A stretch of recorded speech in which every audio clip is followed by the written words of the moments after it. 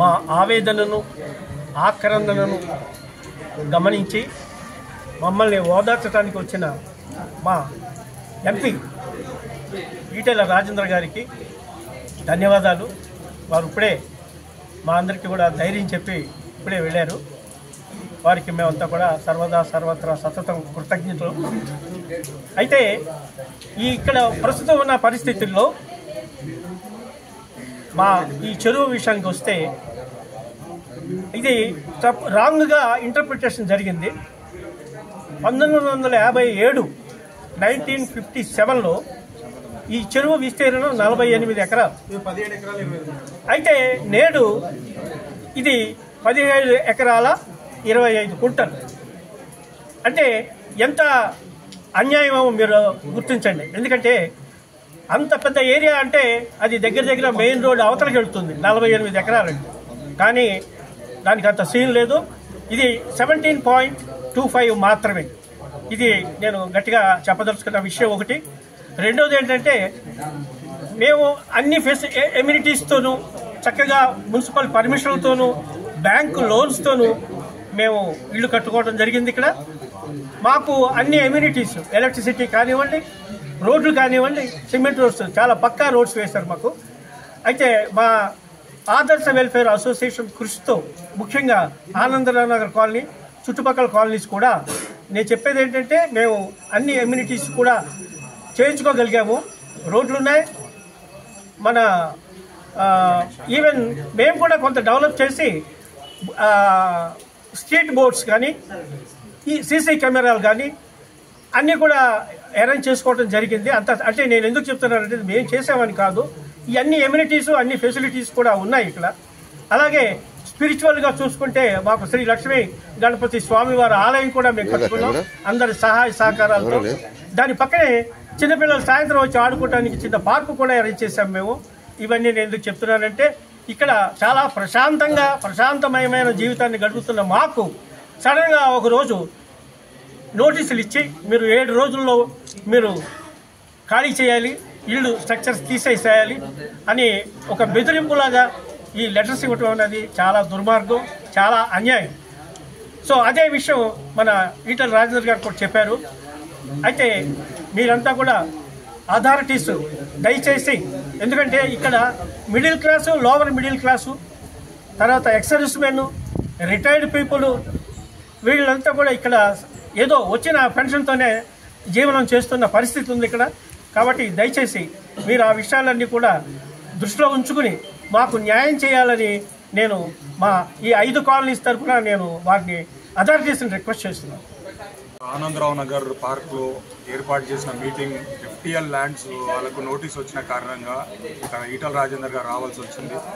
అందరూ అధైర్యపడి ఈ నోటీసులతోని అంటే 30 years 40 years నుంచి కూడబెట్టిన ఇన్వెస్ట్మెంట్ అంటే నెల 5,000 10,000 కట్టుకొని కమిషన్స్ వచ్చినాక లోన్స్ తీసుకొని కట్టుకున్న ఇల్లు వాళ్ళే ఉన్నారు. ఇప్పుడు అన్నగారు చెప్పినట్టు లోవర్ మిడిల్ క్లాస్ వాళ్ళే ఎక్కువ మంది ఉన్నారు. ఇక్కడ కొత్త కట్టిన కన్స్ట్రక్షన్స్ ఏవి లేవు. ఎందుకంటే మేము చిన్నప్పటి నుంచి ఇక్కడనే తిరిగిన వాళ్ళం కాబట్టి మాకు అన్నీ ఇక్కడ అవగాహన ఉంది. ఈ ల్యాండ్స్ గురించి కూడా, ఈ ల్యాండ్ కూడా 17 acres చేంజే. మొదటి నుంచి కూడా ఇక్కడ గత ప్రభుత్వంలో ఉన్న వేరే మినిస్టర్స్ కానీ వచ్చినప్పుడు కూడా ఈ గుర్రపు డెక్క తొలగింపు కానీ, వేరే నాలా చుట్టూ దీనికి లేక్ చుట్టూ కూడా పార్క్ చేయడము, అవన్నీ కూడా అవగాహన అందరికీ ఉన్నది. ఇక్కడ ఈ 17.5 acres కాక కొత్తగా వాళ్ళకు నోటీస్ ఇవ్వడం చాలా అందరికీ బాధాకరం. దీని గురించి మన ఎంపీ గారు వచ్చి అందరికీ ధైర్యపరిచి ఇది మీరు ఏ విధంగా ఏ విషయంలో కూడా అధైర్యపడొద్దు. ఈ విషయాలలో డిమాలిషన్ కానీ ఏ నోటీసులు అనుకుంటా కూడా మీరు ఏది కన్సిడర్ చేయకండి, మేమున్నామని ధైర్యం చెప్పిపోయారు.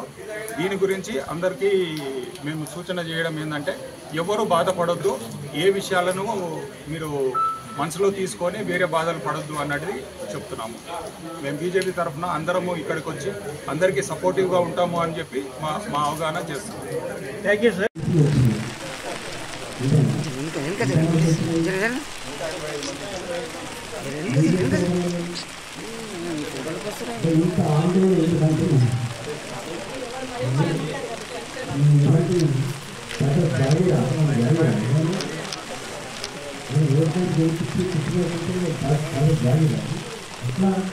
గంట ఆందోళన పడకండి, గంట ఆందోళన పడకండి. మారంటలకు ఉన్నాయి గుర్తుపెట్టుకోండి. ఇప్పటికే నేను ఒక పిల్లల దగ్గర మాట్లాడింది మీకు వచ్చింది అసలు. రెండోది నేను ఈ 2 రోజులలో ఈ నోటీసులన్నీ పట్టుకొని ముఖ్యమంత్రి కంటే మీరు కొత్త రాష్ట్రం అన్నట్టుగా మీరు కొత్తగా నిలిపే ముఖ్యంగా దిగొచ్చినట్టుగా మీరు చెప్తున్నాను 1960 1965 ఆరుగురు ముఖ్యమంత్రి లేదు, ఆరుగురు మున్సిపాలిటీ కొంచెం చట్టం మొత్తం ఇండియాలో పెట్టి ఇంటర్నెట్ అంత ఆనంద పడకండి. నేను ఒక పూర్తి చేసి సంపూర్ణంగా మొత్తం ఎంతమందికి నోటీస్ వస్తాయి, ఎక్కడెక్కడ నోటీస్ వస్తాయి, ఎక్కడెక్కడ నోటీస్ వస్తాయి, ఎందుకు వచ్చినా అన్నింటికి నేను క్లారిటీ ఇస్తాను. మీరు నాకు తెలిసి నేను ఇంత బాగా ఉంటుంది. ఉరిశిక్ష పద్ధతులు కూడా 6 నెలలు 20 తగ్గిస్తారు. ఉరిశిక్ష పద్ధతులు కూడా తెలుగు అంతకం పద్ధతులు అయితే కోరిక అవుతాయి. ఇంత పెద్ద ఎత్తున మీరు చెప్తున్నట్టుగా 4 ఏళ్ళ క్రితం 4 ఇల్లు ప్రైవేట్ ఉద్యోగులుగా ఉద్యోగులుగా దాంట్లో రుణం చేసుకొని ఇల్లు కట్టుకుంది. ఇవాళ బ్యాంక్ కోడ్ కూడా ఎగబెడితే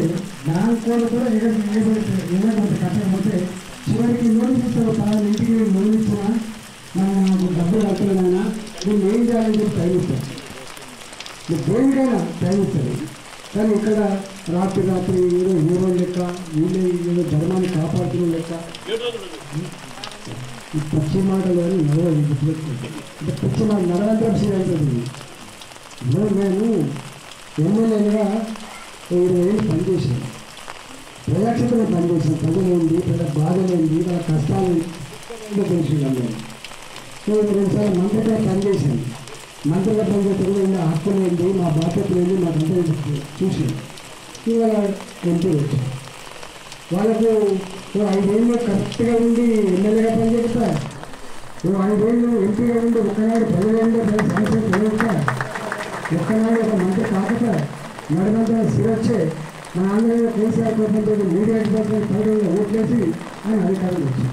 ఇప్పుడు అంటే మా తమ్ముళ్ళు కూడా గొడవతానా, అరే హైదరాబాద్ సగం డిస్ట్రక్షన్ అవుతుంది గుర్తుపెట్టుకోండి. మీరు ఒక్క చెరువు కాదు, ఇట్లా చేసుకుంటే పోతే హైదరాబాద్ సగం డిస్ట్రక్షన్ అవుతుంది అంటున్నాను. చేస్తామన్నది ఒక తమ్ముడు మనకి జీతాలు ఇచ్చే బంధువులు జీతాలు అవుట్సోర్సింగ్లో పనిచేసి ఉంటే వైద్య ఆరోగ్య శాఖ జీతాలు లేవు. ఇలా ప్రగల్భాలు పడుతున్నాడు. నేను మొత్తం లోక్సభలో ఉన్న 15,000 గృహాలకు నేను రిప్లేస్మెంట్ ఇస్తాను. ఏమి ఇస్తాను ఎక్కడ ఇస్తాను? ఇంకా నేను ఆన్లైన్ వెళ్ళకండి, ఆన్లైన్ పడకండి. నిశ్చింతగా నిలబడి నిశ్చింతగా నిలబడి తప్ప నేను ఏమి అనుకోను. చాలా క్లారిటీ చెప్తున్నాను. అసలు చెరువు అనగానే ముఖ్యం అనగానే బఫర్ అనగానే ప్రభుత్వ భూమి అనేటువంటి ఆ భాష, ఆ స్పృహ, ఆ అర్థం ఏందో అర్థం కాదు. నేను చాలా క్లారిటీ చెప్పిన. వెనుకగా పన్ను కట్టుకునేది భూమి, వెనుకగా పన్ను కట్టుకునేది పన్ను కట్టలేదు పెట్టింది భూమి. ఇదే పన్ను కట్టలేదు భూమి పెట్టింది. ఎంత రూపాయలు 2 రూపాయలు 1968 అంటున్నాను. 1968 నాకు తెలిసి 10,000 కూడా ఎక్కడ లేకపోవచ్చు, 5,000 రూపాయలు ఎక్కడ లేకపోవచ్చు. అట్లా భూమి వల్ల ఆనాడు